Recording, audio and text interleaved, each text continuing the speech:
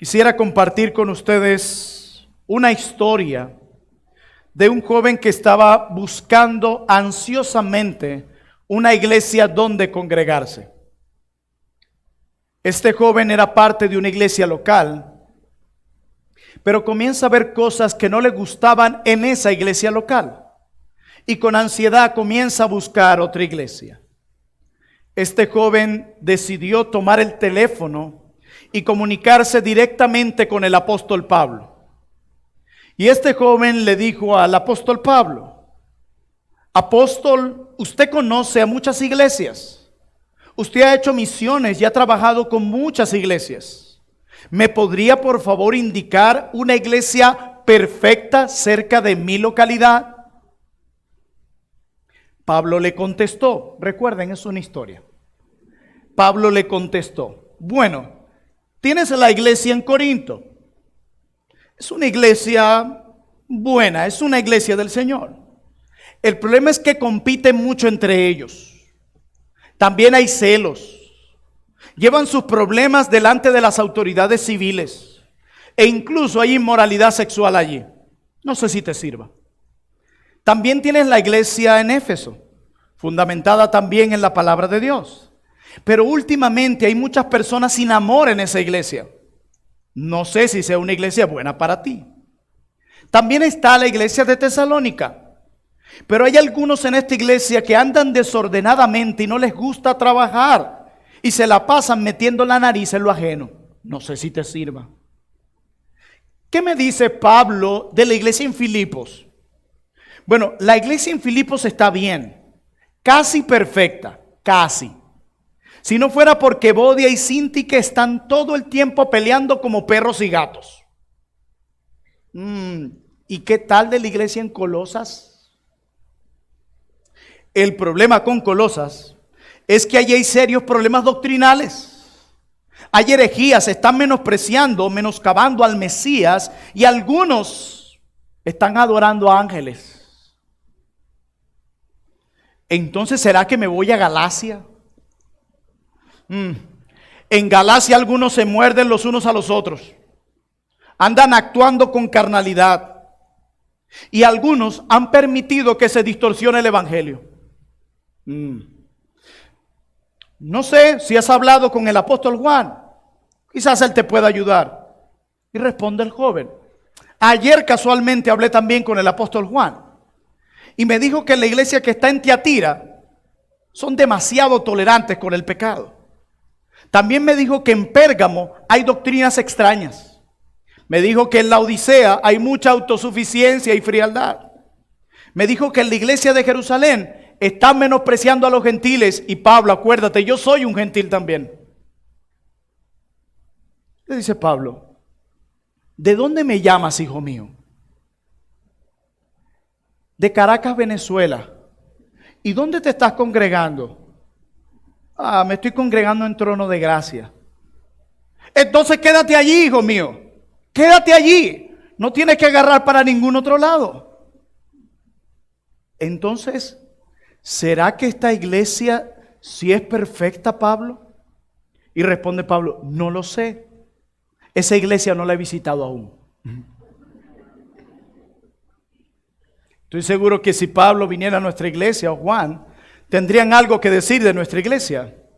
Tendrían algo que señalarnos o algo con lo cual animarnos. Definitivamente, cuando nosotros pensamos en la iglesia, debemos ser realistas y tener una expectativa correcta de lo que es la iglesia. Alguien decía: la iglesia está compuesta por pecadores que dejan atrás su vida pasada y se esfuerzan unos a otros en caminar en santidad, animándose a permanecer en Cristo en dependencia de su gracia. Esa es la iglesia. Definitivamente habrá momentos en los que tendremos que salir de alguna iglesia por asuntos graves en doctrina, por asuntos en el orden de la iglesia. Pero debemos ser sinceros que muchas veces salimos de iglesia por motivaciones equivocadas. Y hoy quiero hablarles justamente de otra de las iglesias de Asia, que no es diferente a las demás, también tiene pecados, también tiene deficiencias, también tiene cosas de las que arrepentirse. Y déjeme decirle que la iglesia de Laodicea, Éfeso, Tiatira, Esmirna, ninguna de estas iglesias son diferentes a las iglesias de hoy. Todas necesitan crecer, todas tienen una deficiencia. Por eso el argumento que quiero traer para ustedes hoy es el siguiente. La autosuficiencia te mantiene lejos de Cristo. Pero si te arrepientes, te sentarás a la mesa con Cristo. La autosuficiencia te mantiene lejos de Cristo. Pero si te arrepientes, te sentarás a la mesa con Cristo. Y quiero que veamos nuestro texto bajo 3 encabezados. En primer lugar, quiero que veamos la iglesia en Laodicea debe escuchar al verdadero. En segundo lugar, la iglesia en Laodicea es autosuficiente e inútil. Y en tercer y último lugar, la iglesia en Laodicea necesita arrepentirse. Veamos en primer lugar, la iglesia en Laodicea debe escuchar al verdadero. Y nosotros también. Apocalipsis 3:14. Y escribe al ángel de la iglesia en Laodicea: He aquí el amén, el testigo fiel y verdadero, el principio de la creación, dice esto. Llegamos a la última de las 7 iglesias de Asia, y sin duda alguna la peor de todas. Pero hasta este momento sigue siendo considerada como una iglesia. Y en primer lugar, nuestro Señor Jesucristo se describe aquí como el amén, como el testigo fiel, como el principio de la creación. Y como les he dicho anteriormente, la presentación de Cristo a cada iglesia está estrechamente relacionado con lo que Él les va a decir. Y Él dice, y escribe al ángel de la iglesia en Laodicea: He aquí el amén. Cristo dice que Él es el amén. Y en hebreo esto significa que es verdad. Y lo que está diciendo Juan con esta expresión aquí es algo como esto. Juan está recordándonos que Cristo es fiel en todo lo que dice. Que Cristo es el verdadero. Que Cristo cumple lo que promete. Cristo a lo largo del Nuevo Testamento da promesas. 2 tipos de promesas. Una, las promesas reconfortantes. Y otras son las promesas amenazadoras. Si no te arrepientes, voy a hacer esto. Ambas son promesas que vienen de Cristo. Y este texto nos recuerda que Cristo será fiel en ambas promesas. Él cumplirá las promesas reconfortantes que Él ha dado. Pero también Cristo cumplirá las promesas amenazadoras que Él ha dado. Recuerden que Él es fiel. Recuerden que Él es el amén. Recuerden que Cristo es el verdadero. Pero también se presenta como el testigo fiel y verdadero. ¿Ven cómo cada pieza está unida? Y la idea de Juan aquí es que Cristo da el testimonio de ser el verdadero. Cristo testifica lo que está en el corazón de Dios para con los pecadores. Y como decía un siervo de Dios, Jesucristo no solo es el amén por su obra, sino también porque todo lo que dice es la verdad. Cristo es absolutamente digno de confianza, perfectamente exacto, y su testimonio siempre es fidedigno. Ese es Cristo. No hay mentira en Él. Todo lo que viene de Él es verdad, es absolutamente fidedigno, es perfectamente exacto en sus palabras. Y eso lo hace absolutamente digno de nuestra confianza. Ese es Cristo. No solo de Él viene la verdad, Él es la verdad. Y esta era una forma muy apropiada para comenzar la carta a los hermanos en la Odisea. ¿Por qué? Porque les aseguraba que Cristo había evaluado con precisión su condición espiritual. Ellos no podían cuestionar a Cristo, porque Él es el verdadero. Su testimonio es fidedigno y es perfectamente exacto. Entonces el diagnóstico que Él había dado de la iglesia en la Odisea era verdadero, era correcto, era apropiado. Pero también al presentarse como el verdadero, como aquel que es digno de confianza, como aquel que cumple lo que promete, también les aseguraba que su ofrecimiento de compañerismo y salvación del versículo 20 era cierto. ¿Por qué? Porque las promesas de Dios se confirman a través de la obra de Cristo. Así que cuando Cristo le dice, yo soy el verdadero, yo soy el que cumplo lo que prometo, y aquel que es digno de confianza, les estaba asegurando a la iglesia de la Odisea que cuando Él dijo, si te arrepientes te sentarás en mi mesa, lo iba a cumplir. Y por último, Cristo se refiere a sí mismo como el principio de la creación. Él es el principio de la creación. Por eso decía alguien, fue Cristo quien puso el sol. Fue Cristo quien puso la luna para que corriera su carrera dorada y colocó las estrellas con sus luces de fuego. Fue Cristo. Fue Cristo quien unió la tierra. Fue Cristo quien formó los ríos. Hermanos, saber que todo es la obra de Cristo nos hace más seguros del mundo en el que caminamos. Fue Cristo el que hizo todo. Sin Él nada de lo que ha sido hecho hubiese sido hecho. Él es el verbo. Él es el principio de todo. Él es el eterno. Ese es Cristo. Amén. Así que hemos visto en primer lugar que la iglesia de la Odisea debe escuchar al verdadero, porque de Él viene la verdad, porque Él es perfectamente exacto y Él cumple sus promesas amenazadoras, pero también cumple sus promesas reconfortantes. La iglesia de la Odisea debe escuchar al amén. Y la pregunta que viene ahora a nosotros es, ¿y qué dirá el amén? ¿Qué tiene que decir el verdadero a esta iglesia? ¿Qué tiene que decir este ser digno de confianza, el principio de la creación a esta iglesia?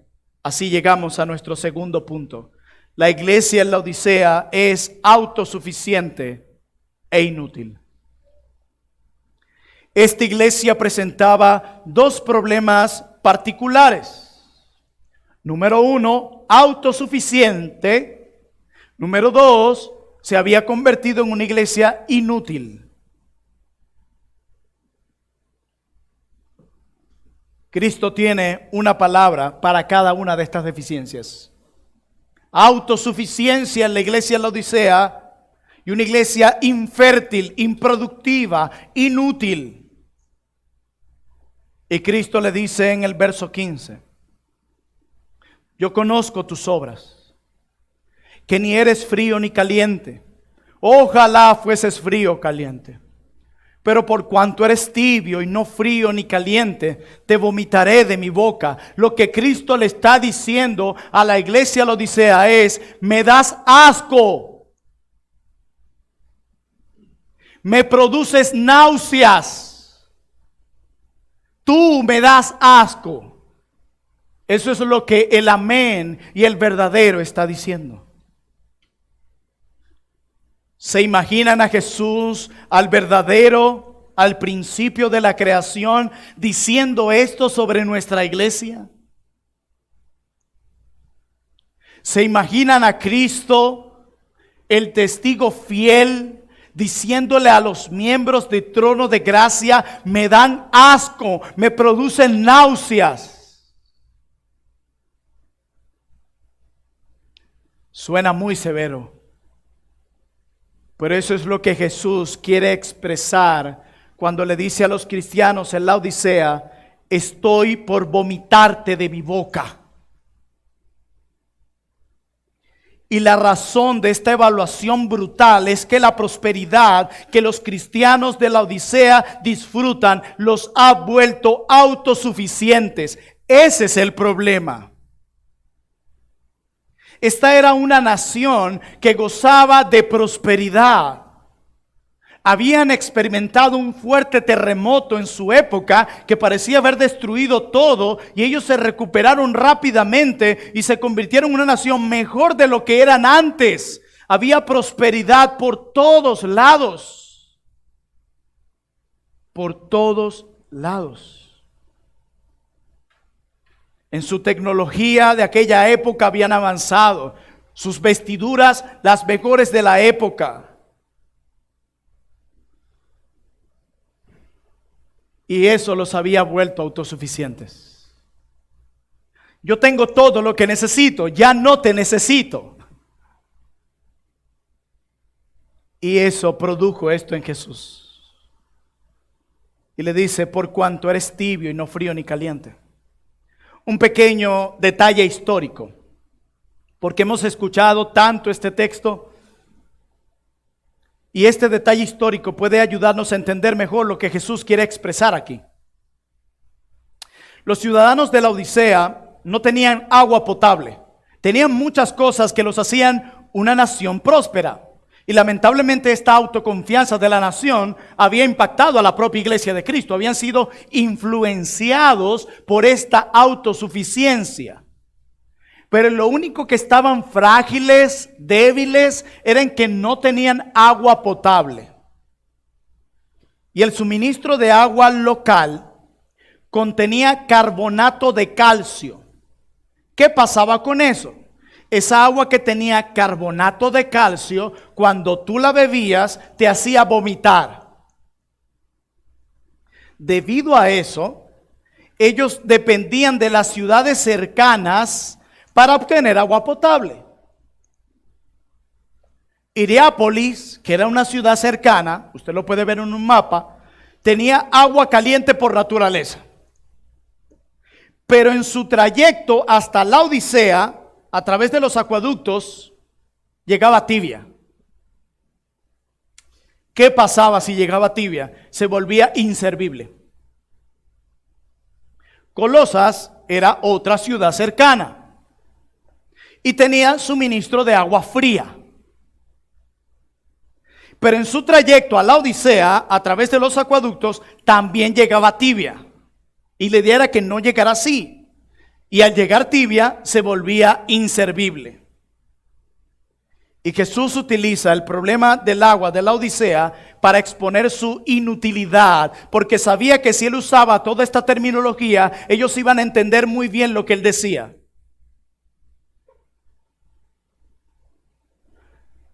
Pero por cuanto eres tibio, no frío ni caliente, te vomitaré de mi boca. Él no sugiere que ellos deben ser calientes por él o totalmente fríos por él, como muchos lo han predicado. No. La idea que se aborda no tiene nada que ver con temperatura espiritual. Tiene que ver completamente con que, al igual que su suministro de agua, los cristianos de la Odisea hicieron a Jesús sentir náuseas porque eran inservibles para él y porque eran inservibles para el reino. Ese era su problema. El agua de ustedes es inservible. No sirve para nada sino para producir náuseas. Al igual ustedes son igual de inservibles, inútiles para mí. Se han vuelto inútiles para el reino. Se están sirviendo a ustedes mismos. Están sirviendo y edificando sus propios reinos en lugar de edificar mi reino. Se han vuelto inútiles para mi reino. Eso es lo que Cristo le está diciendo. Su autosuficiencia los convirtió en una iglesia inservible. Por eso es tan grave la autosuficiencia en nosotros. Nos aleja de Él, porque como soy autosuficiente, ya no te necesito. Y cuando tú declaras eso, sea con tus palabras o con tu manera de vivir, te conviertes en una persona inútil para Cristo e inútil para el reino. ¿Por qué? Porque al convertirte en alguien autosuficiente, ahora vives solo para ti y para tu reino. Pero le dice, eres autosuficiente, dice el verso 17. No solo es inútil, como lo vimos en los versos 15 y 16, sino autosuficiente, dice el verso 17.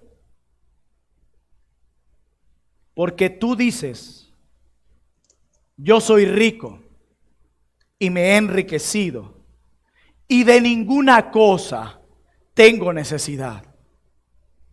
Y no sabes que tú eres un desventurado, miserable, pobre, ciego y desnudo.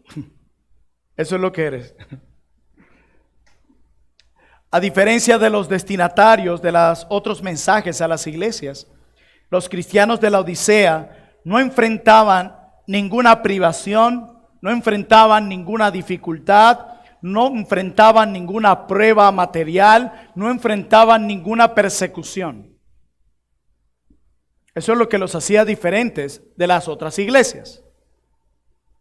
Ellos más bien disfrutaban de gran prosperidad y se jactaban: yo soy rico, me he enriquecido, ay, no me falta nada, todo lo que necesito y quiero lo tengo. De hecho, la ciudad era así, como les dije antes, extremadamente rica. Era un centro bancario, por lo que no necesitaban el dinero de nadie más. Eran muy autosuficientes. Y la iglesia fue marcada por eso. Hermanos, la inutilidad y la autosuficiencia siempre van juntos. La autosuficiencia, la confianza en ti mismo, en ti misma, te vuelve una persona inútil para Cristo e inútil para el reino. Y este es nuestro problema después de la entrada del pecado, como le exponía nuestro hermano Rubén Ciso. Confiamos en nosotros mismos, queremos ser nuestro propio Dios. Eso de pedir ayuda, eso no es para mí. La mayoría de nosotros somos así. Es que me da pena pedir ayuda. Yo prefiero obtenerlo por mis propios medios, sin que me ayude tal y fulano. Yo puedo resolver, todavía tengo energías para llevar esta prueba yo sola o yo solo. Ese somos nosotros. Yo puedo luchar con mi pecado yo, con mis ideas, mis estrategias, mi sabiduría. Yo puedo, yo no necesito a nadie. A mí nadie me tiene que decir cómo hacer las cosas. La autosuficiencia es natural en nosotros, pero la dependencia no lo es. Y resulta que Dios nos hizo seres dependientes. Desde el momento que Dios crea al hombre, lo único que no era bueno era que el hombre estaba solo. Todo lo demás era bueno en gran manera, menos la soledad, la independencia y la autosuficiencia del hombre. ¿Y qué le dice Dios? Te voy a dar una empleada para que le des órdenes, porque tú eres el autosuficiente. Te voy a dar a alguien que te admire para que vea los grandes dones y sabiduría que tú tienes y para que admire lo independiente que tú eres. Le dio ayuda. Ayuda. Y eso fue antes de la entrada del pecado. Ya nosotros necesitamos ayuda. ¿Cuánto será ahora que el pecado ha entrado al mundo? Necesitamos más ayuda. Así que esa idea de la autosuficiencia, de la independencia, no es más que una fantasía. Tú necesitas ayuda. Pues esta iglesia pensó que no. Y la autosuficiencia, la confianza en ellos mismos y en sus recursos los convirtió en una iglesia inútil. Cristo les dice: tú piensas que eres rico, pero eres el más pobre de todos. Piensas que eres rico, pero eres un mendigo. ¿Cómo me dices eso? ¿Tú no has visto nuestra cuenta bancaria? Eres pobre. Y recuerda que yo siempre digo la verdad. Yo soy el verdadero. Yo soy el amén. Yo soy el testigo fiel. Así que yo no miento. Si te estoy diciendo que eres pobre, aun cuando crees que eres rico, es porque lo eres. ¿Cómo me vas a decir que ando desnudo y que soy un mendigo si entre nosotros tenemos las mejores vestiduras? Eres mendigo. Es por eso que debemos recordar continuamente, decía alguien, que la mayor amenaza que enfrenta la iglesia en la actualidad no son las leyes que establecen los gobiernos, no es la persecución religiosa abierta, no es ni siquiera los falsos maestros o la mala doctrina. Todo eso es dañino. Pero si hay algo que le hace más daño a la iglesia de Cristo, es su prosperidad. Porque en esos momentos de prosperidad, son los momentos que esa prosperidad nos engaña para hacernos caer en la autosuficiencia. Yo temo los momentos donde todo va bien. Yo recuerdo que los momentos de mayor firmeza de convicción en nuestra iglesia y en muchas en nuestro país era cuando no había nada. Solo nos quedaba Jesús. Solo teníamos sus promesas y nada más. Es una bendición que Dios nos prospere, pero es un peligro al mismo tiempo. Por esa razón es que creo que cuando Santiago en el capítulo 1 de su carta está hablando de las pruebas y de repente empieza a hablar de la gloria de los ricos y de los pobres. ¿Qué tiene que ver esto? Es como si Santiago estuviese diciendo, es que una prueba para el creyente no solo es la escasez, una prueba para el creyente también es la prosperidad. Dios va a probar nuestro corazón cuando todo nos es quitado, pero también Dios va a probar nuestro corazón cuando se nos están dando las cosas, a ver realmente en qué confiamos y quién y qué es nuestro Dios. Pero pregunto, ¿esta iglesia autosuficiente e inútil no tenía esperanza? ¿Cristo la va a dejar así? ¿A las otras le dio la oportunidad de arrepentirse? ¿Será que ellos tendrán una oportunidad de volverse a Dios y arrepentirse de su autosuficiencia? Claro que sí. Y eso nos permite llegar a nuestro siguiente punto. Ya hemos visto, la iglesia laodicea debe escuchar al verdadero. Hemos visto, la iglesia laodicea es autosuficiente e inútil. Pero en tercer lugar, veamos, la iglesia laodicea necesita arrepentirse. Versículo 18 en adelante. Por tanto, yo te aconsejo. Miren de quién viene este consejo: del amén, del verdadero, del testigo fiel, del principio de la creación. Este es un consejo que todo hombre debe escuchar. Yo te aconsejo que de mí compres, que a mí me compres oro refinado en fuego, para que seas rico. Que a mí me compres vestiduras blancas para vestirte y que no se descubra la vergüenza de tu desnudez. Y que unge tus ojos con colirio para que veas. Ese es mi consejo. Aquí Cristo se presenta como un comerciante en el mercado, aconsejándole que le compren a él.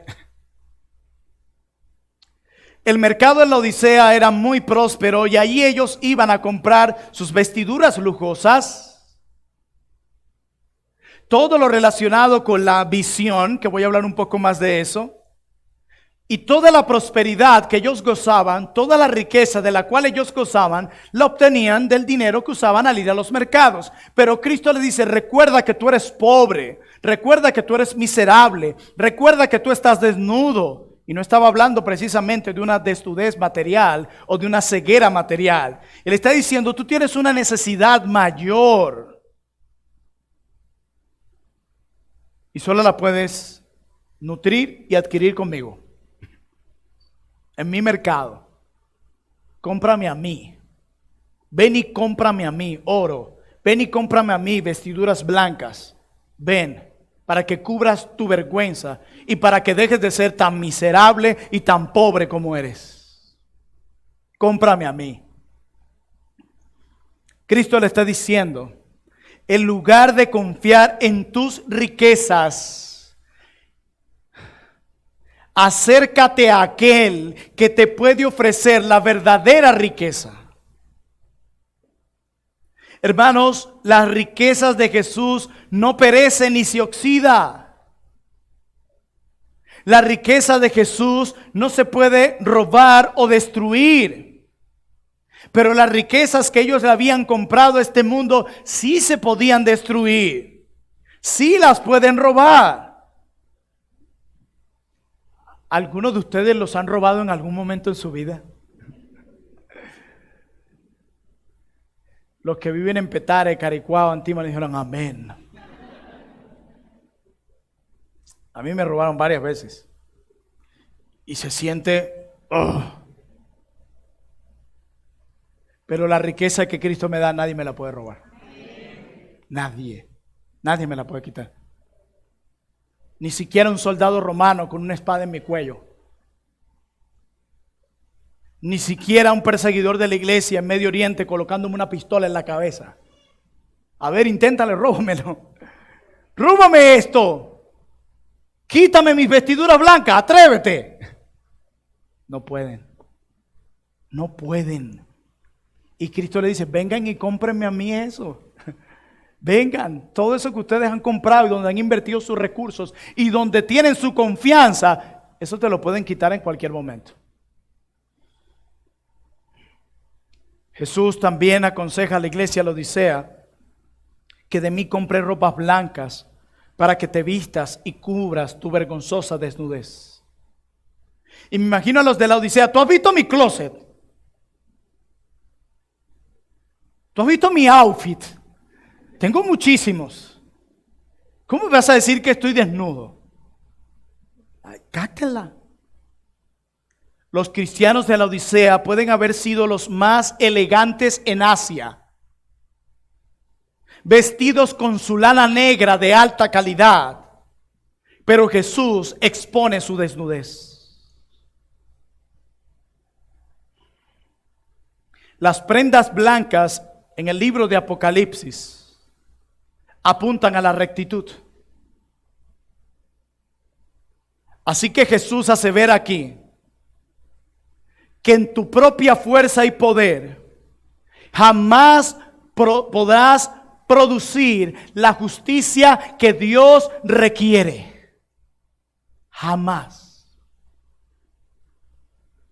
Que jamás en tus fuerzas, recursos o poder, jamás podrás producir la vida justa que Dios exige para entrar en la nueva creación. Jamás.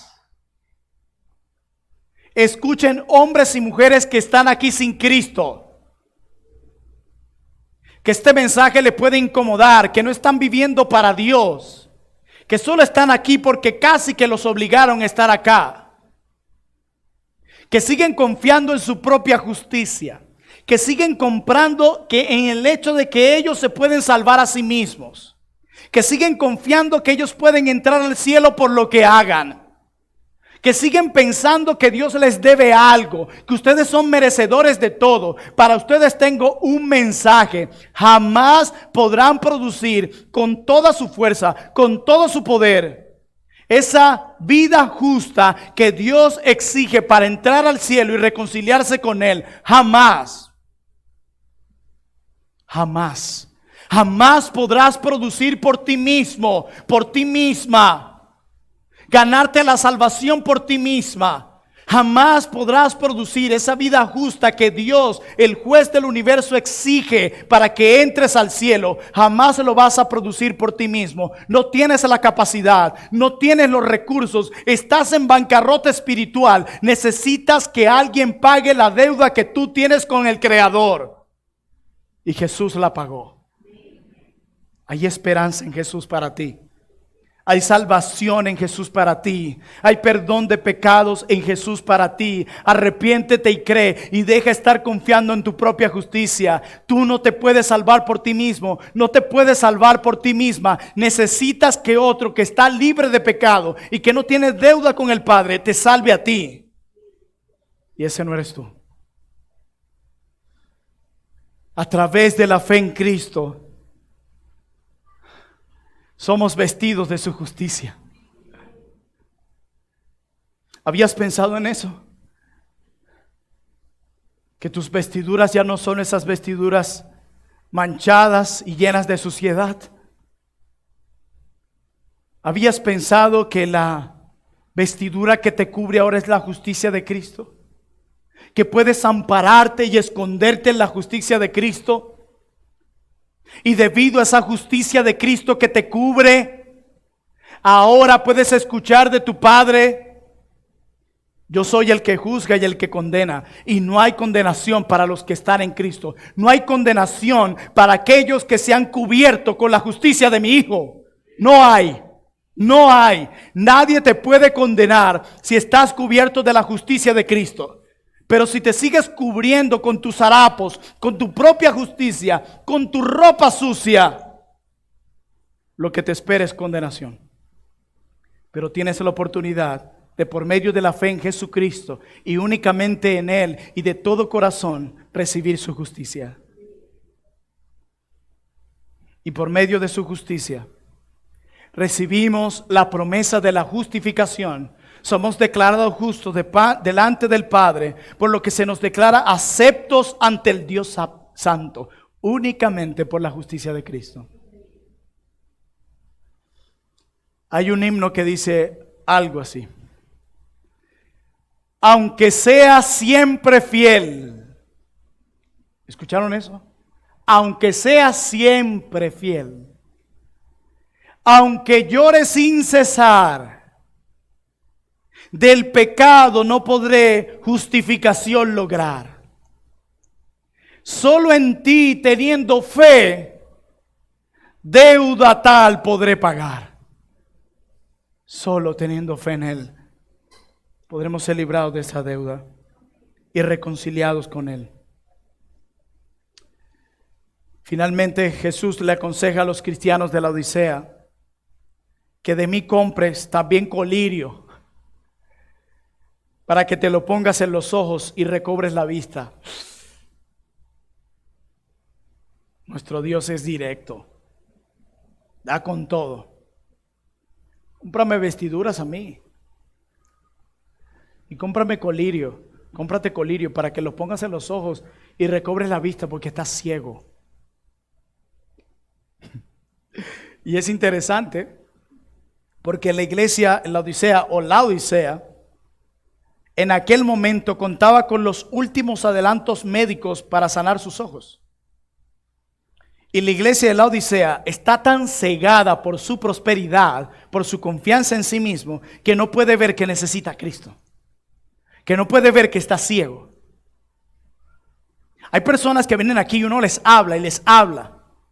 Y tú dices, aquí definitivamente no hay un creyente. Pero están tan ciegos que no lo ven. Tan sordos que estas palabras no van más allá de aquí, no pasan de aquí. Hermanos míos y amigos, solo Jesús puede abrir ojos ciegos para que vean.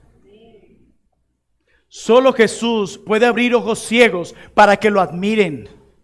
Solo Jesús puede abrir ojos ciegos para que lo contemplen solo a Él y nada más que a Él. Solo Jesús. Así que hay una oportunidad de arrepentimiento para la Odisea. Hay una oportunidad de volverse a Dios en la Odisea. Hay una oportunidad que Dios concede. Pero pastor, ¿y si se arrepienten qué pasa? ¿Qué sucederá si se arrepienten? Bueno, así llegamos a nuestro último punto. La recompensa del arrepentimiento para la iglesia de la Odisea. Noten algo aquí. Veamos el verso 19. Yo reprendo y castigo a todos los que amo. Sé pues celoso y arrepiéntete. Aún en medio de estas palabras duras y directas. ¿Qué hay detrás de esta reprensión? De acuerdo a este verso, amor. Amor. Nosotros tendemos a divorciar la reprensión del amor. Cuando nuestros padres nos reprendían, lo entendíamos como un odio. Es que tú no quieres que yo sea feliz. Es que tú no quieres que yo disfrute. No asociábamos la amonestación de nuestros padres con amor. Y ayer hablaba con un hermano muy amado sobre esto y él me decía que él quería dejarle la mente a su hijo el hecho de que tú tienes que escuchar a tus padres, porque normalmente nosotros corremos a buscar y a escuchar a aquellos que siempre quieren algo de nosotros, y eso incluye a nuestros amigos. Pero es curioso que cuando nuestros padres nos amonestan, nos corrigen o nos enseñan, ellos son los únicos que nos están enseñando algo sin esperar nada de nosotros. Son los únicos que desde el mismo momento que llegó esa criatura al vientre de la madre, lo único que ha hecho es darte a ti, desgastarse por ti. Son los únicos que nos piden algo a cambio de nada. Mi madre nunca me dijo, hazme caso y junto con eso me da tal cosa. Jamás. Jamás.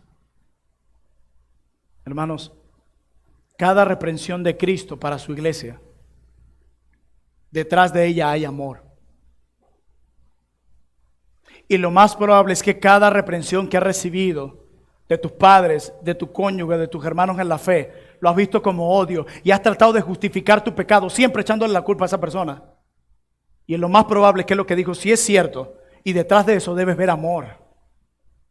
No puedes ser de los que solo les gusta que los elogien, y cuando le dicen las cosas o le dicen que no a algo, ya se convierte en tu enemigo. No puede ser así, no seas tan arrogante y tan orgullosa. Necesitas bajar y ser humilde y escuchar.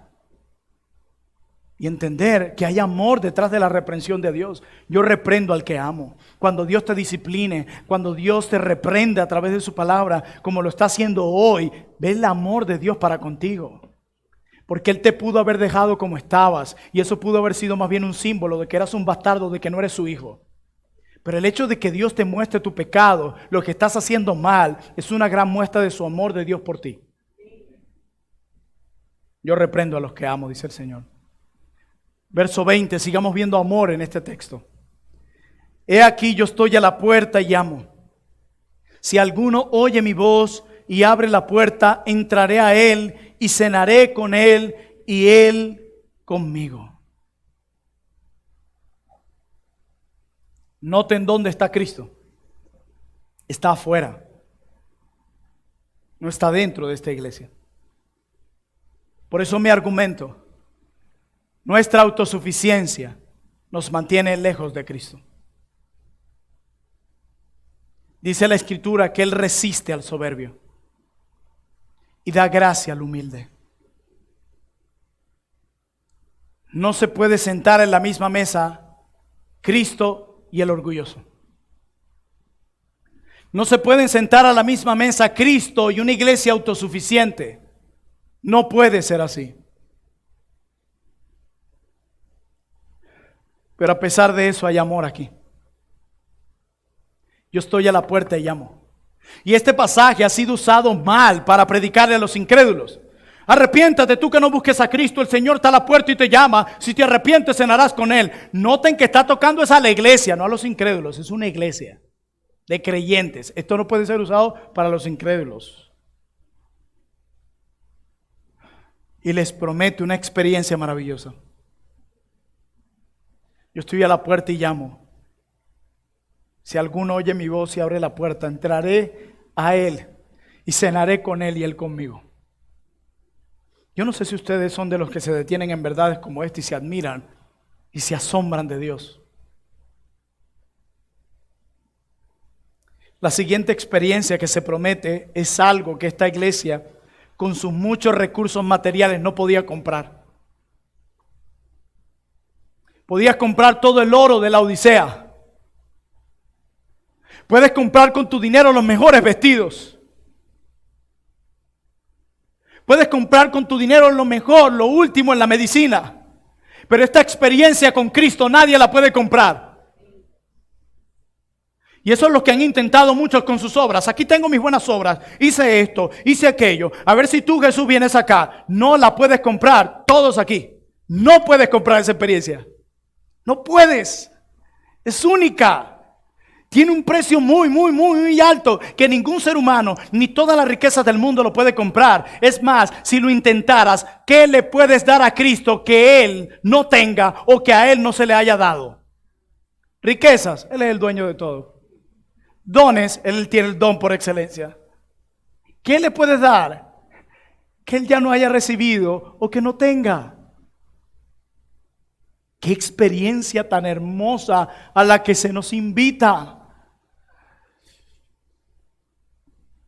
Aunque la iglesia de la Odisea recibe su reprensión más severa, también recibe la más grandiosa promesa: comunión íntima en la mesa del Rey.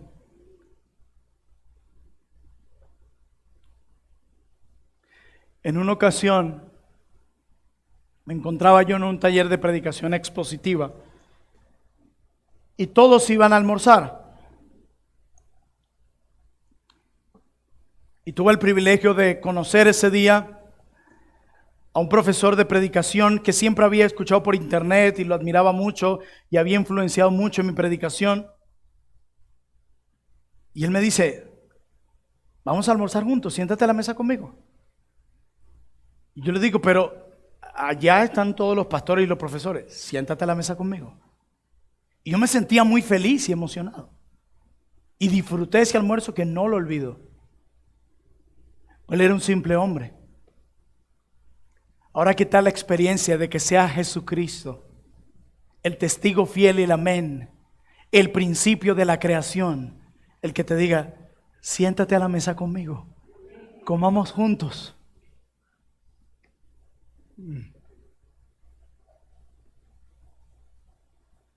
Yo tengo la siguiente frase con exclamación y no sé si tenga la fuerza para hacerlo. Pero digo, qué felicidad es tener a Cristo sentado con nosotros a la mesa. Qué felicidad es poder comer pan con Cristo. Qué felicidad. Creo que por eso fue tan terrible el castigo de Judas, quien menospreció el sentarse a la mesa con Cristo y como si nada. Qué precioso es pensar en eso. Estos son los momentos donde necesito dominio propio. Pero qué hermoso es esto, qué sublime.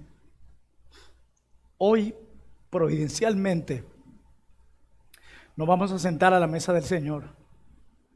Y estoy abrumado de gozo de que este día haya llegado. Y que solo es un anticipo, una entrada de lo que disfrutaré. Hermanos, nos vamos a sentar a la mesa con el Señor. Hoy vamos a experimentar un poco de eso. Hoy Cristo desciende espiritualmente para la mesa con nosotros. Hoy vamos a disfrutar eso. Es una maravillosa promesa.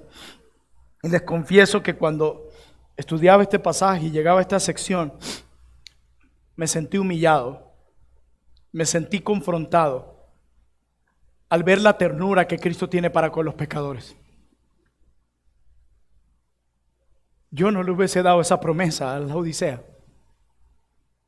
Yo le hubiese dicho: experimenten las consecuencias de lo que hicieron. Pero Él los invita a la mesa. ¿Cuándo nos falta a nosotros crecer en misericordia? Y noten algo en el texto: misericordia no es apañar el pecado de alguien. No confundan. El pecado debe ser reprendido incluso por amor a esa alma. Pero cuánta gracia a esta iglesia. Arrepiéntete y nos sentaremos juntos a comer.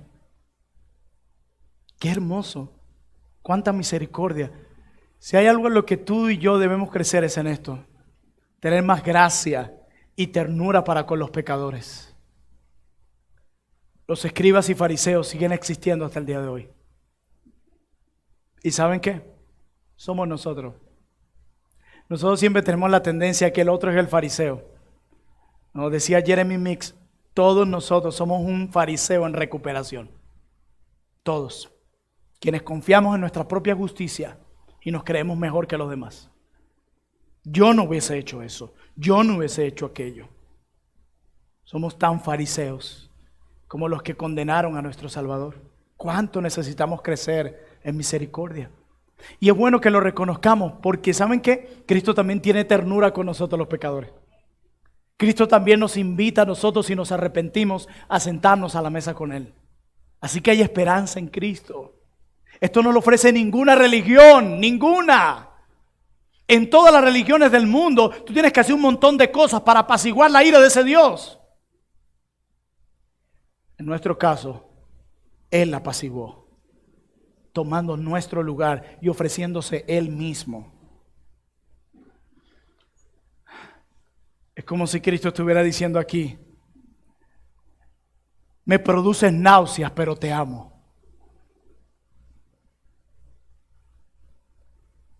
Me das asco, pero te amo, no te abandonaré y te daré la oportunidad de que te arrepientas. Y dice el verso 21, otra promesa. Ahora nos ofrece no solo un asiento, sino un asiento diferente. Al que venciere, le daré que se siente conmigo en mi trono. No solo en mi mesa, sino en mi trono. Así como yo he vencido y me he sentado con mi Padre en su trono, ellos se sentarán conmigo. Así que el que tiene oído, oiga lo que el Espíritu dice a las iglesias. Jesús nos ofrece un asiento diferente. Hermanos míos y amigos, por fe nosotros estamos unidos a Cristo en su vida. Por fe nosotros estamos unidos a Cristo en su muerte. Pero por fe también estamos unidos a Cristo en su exaltación. Y la usa aquí como una promesa y como un estímulo para nosotros. He aquí el amén. El testigo fiel y verdadero. El principio de la creación de Dios dice esto. Arrepiéntete de tu autosuficiencia, que te puede llevar a la inutabilidad, convertirte en alguien infértil, inútil, improductivo para Él y para el reino. Y arrepiéntete para que puedas sentarte a la mesa con Él y para que puedas sentarte en el trono con Él. Recuerden, la autosuficiencia te mantiene lejos de Cristo. Pero si te arrepientes, te sentarás a la mesa y en el trono con Cristo. Oremos.